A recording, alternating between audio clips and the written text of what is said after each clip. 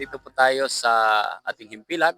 Kasama natin ngayon ang isa sa mga laang-kawal natin ng 1203rd Ready Reserve Infantry Battalion na si Lieutenant Cardona. Ma'am, good afternoon, ma'am.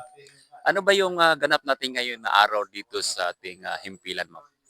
Okay, first of all, binabati ko po mga kabrad. Okay. So, I'm Second Lieutenant Cardona from 1203rd Red Reserve Infantry Battalion, General Santos City Base.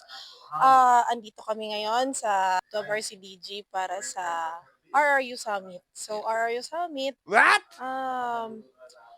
dinidiscuss namin dito is about sa kung paano ang Ready Reserve especially during war. So, kung paano namin gagawin. Okay, ang purpose naman namin dito ngayon is to conduct summit for us being officer sa aming batalyon, kung Wow. paano, especially kami being a staff member of the RRU, kung paano namin gagamitin yung aming uh, function namin during halimbawa kung may mga war man tayo, calamities, especially kung paano namin siya during disaster, Yes. no?